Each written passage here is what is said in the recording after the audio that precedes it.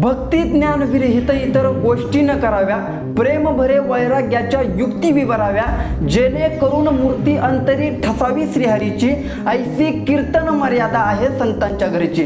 नमस्कार मंडळी, राम राम प्रणाम प्रणिपात माझ्या आत्मनिर्भर मित्रांनो, जय महाराष्ट्र, जय महाराष्ट्र। परत एकदा व्हिडिओ बघण्यासाठी आल्याबद्दल धन्यवाद। फक्त व्हिडिओ शेवटपर्यंत बघा मित्रांनो। मागच्या काही दिवसापासून व्हिडिओ टाकू शकलो नाही, त्याच्यासाठी सॉरी।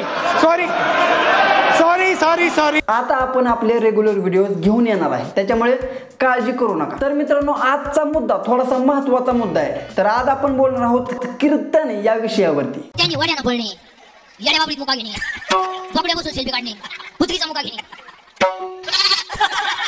कीर्तन चांग अंग होय हरिरूप, हे जगद्गुरु तुकाराम महाराजाचं प्रमाण तुमच्या समोर ठेवतो आणि आपल्या आजच्या व्हिडिओला सुरुवात करतो। सगळ्यात अगोदर तर मला त्या लोकांना प्रश्न विचारायचा आहे जी लोक स्वतःला कीर्तनकार समजतात। माझा प्रश्न असा आहे की जगद्गुरु तुकाराम महाराजांनी, नामदेव महाराजांनी किंवा एकनाथ महाराजांनी जे कीर्तन केले ते सध्याला कीर्तन होतात का? आता काही जण असं म्हणतील की बाबा ते तुकोबाराय होते, ते ज्ञानोबाराय होते, ते नामदेव महाराज होते, ते अवस्थेला पोहोचलेले महाराज होते, त्यांच्यासारखी कीर्तन आता होणं शक्य नाही किंवा ते आमच्याच्यानं होणारच नाहीत असे काही महाराज मंडळी किंवा असे काही लोक म्हणतील। ठीक आहे, त्यांच्यासारखी कीर्तन होणं शक्य नाही, त्यांच्यासारखं अवस्थेला जाऊन कीर्तन करणं शक्य नाही, पण जी संतांनी मर्यादा सांगितलेली आहे कीर्तनाची, त्या मर्यादेचं पालन कीर्तनकार करतात का? मी अगोदरच क्लिअर करतोय की मी वारकरी संप्रदायाला खूप जास्त मानणारा माणूस आहे, पांडुरंगावरती खूप जास्त श्रद्धा आहे माझी। माझा प्रश्न फक्त त्याच लोकांना आहे जे कीर्तनाचा व्यवसाय करत आहेत। कारण सुरुवातीलाच मी तुमच्या समोर एक संतांचं प्रमाण ठेवलेलं आहे, जी कीर्तन मर्यादा संतांनी घालून दिलेली आहे, सांगितलेले आहे, त्याच्यानुसार काही कीर्तनकार कीर्तन करतच नाहीत असं मला वाटतंय, म्हणून मी बोलतोय। म्हणजे एकीकडे तुम्हीच लोकांना सांगताय की तुम्ही ज्या गादीवरती उभारताय ती नारदाची गादी आहे, त्या नारदाच्या गादीचा मान ठेवून आम्ही कीर्तन करतो असं तुम्ही लोकांना सांगताय, आणि त्याच गादीवरती उभा राहिल्यानंतर तुम्ही तुमचं भानच विसरून जाताय की तुम्ही काय बोलताय, तुमच्या वाचेवरती नियंत्रणच तुमचं नसतंय। आता मी इथं कुणाचं नाव घेणार नाही किंवा कुणाची क्लिप दाखवणार नाही, पण असे काही महान महाराज लोक आहेत जे त्या गादीवरती उभा राहिले की त्यांना काय वाटतंय कुणास ठाऊक, ते मनाला येईल तसं बोलतात। विनोदी कीर्तन करण्याच्या नादामध्ये तुम्ही आध्यात्मिक कीर्तन काय आहे किंवा संतांनी सांगितलेले कीर्तन काय आहेत हे समाजाला न सांगता फक्त विनोदच करत चाललेला आहात। आता काही महाराज मंडळी किंवा काही लोक असं म्हणतील की बाबा कीर्तनामध्ये जर विनोद नसतील तर समोर माणसं बसणारच नाहीत। तर त्या लोकांना मला सांगायचं आहे की बाबा असे पण काही महाराज मंडळी आहे जे फक्त अध्यात्म आणि देवाबद्दलच बोलतात, त्यांच्या सुद्धा कीर्तनाला हजारोच्या संख्येनं गर्दी होते। आणि राहिली गोष्ट विनोद करण्याची, तर मला असं वाटतंय की बाबा कीर्तनामध्ये विनोद असावा, विनोदामध्ये कीर्तन नसावं। ये बड़ी अच्छी बात कही आप। कीर्तन हे खूप चांगलं आहे आणि त्याच्यामध्ये अंग हरिरूप होतंय। कीर्तनाचं अंग होय हरिरूप असं तुकाराम महाराज म्हणतात। मग आज जे कीर्तन होतात त्याच्यामध्ये अंग हरिरूप होतंय का असं मला म्हणायचंय। आता दुसरा जो मुद्दा आहे तो सुद्धा खूप महत्त्वाचा मुद्दा आहे आणि तो म्हणजे बाल कीर्तनकार। 7-8 वर्षाच्या पोराला कीर्तनासाठी उभा करायचं त्या नारदाच्या गादीवरती आणि काहीतरी पोपटपंची करायला लावायची। कॉलेजच्या पुरी पळून जाणार, पोरं बापाला धोका देणारे पुरी झाले ना सर, म्हणजे उद्या कोणी म्हणाला माझं नाव नाही घेतलं, काय नाव आता ठीक आहे, यारे लहान थोर याती भलती नारी नर म्हटलेलं आहे किंवा उच्च नीच काही नेणे भगवंत तिष्ठे भाव भक्त देखून या।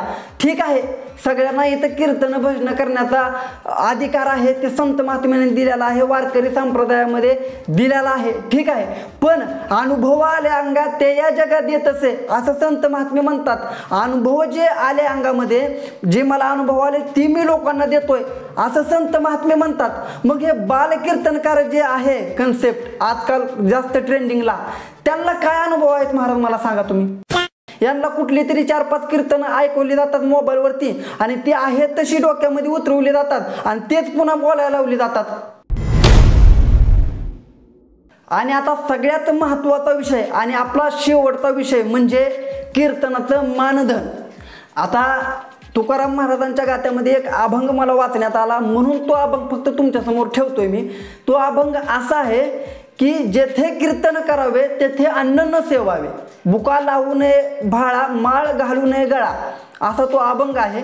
या अभंगाचा अर्थ काय होतोय हे फक्त मला महाराज मंडळींनी सांगावं. त्या अभंगामध्ये तुकाराम महाराज म्हणतात की जिथं कीर्तन करत आहे तिथलं अन्न सुद्धा सेवन करू नये, तिथला बुका भाळा कपाळाला लावून घेऊ नये, तिथली माळ घालू नये. आता माळबद्दल बोलायचं म्हटलं तर हार, आणि आजकाल कीर्तन करायला किती मोठमोठ्याले हार घातले जातात ते बघायचं काम नाही. ठीक आहे, प्रेम आहे जनतेचं, ते घालतात कीर्तन करायला हार, ठीक आहे, काय अडचण नाही. पण हे जे मानधन आहे ते कितपत असावं याच्यावरती थोडा विचार केला पाहिजे कीर्तनकारांनी. काही कीर्तनकारांचं मानधन जे आहे ते 25,000, 30,000, 40,000, 50,000पर्यंत सुद्धा आहे.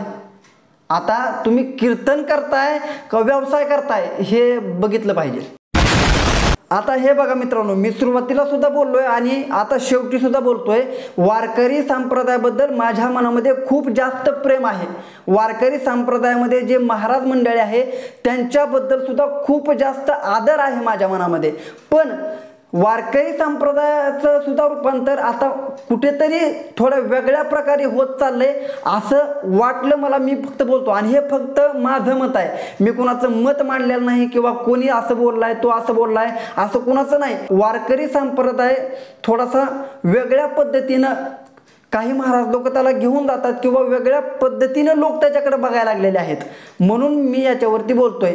मित्रांनो, जर तुम्हाला हा व्हिडिओ आवडला असेल तर काय करा माहिती आहे का, फक्त हा व्हिडिओ जास्तीत जास्त लोकांना शेअर करा, बाकी काय करू नका. आपण लवकरच भेटू पुढच्या व्हिडिओमध्ये. तोपर्यंत रामकृष्ण हरी, राम राम. तुझ्या कीर्तनात नालो आणि मानसात आलो.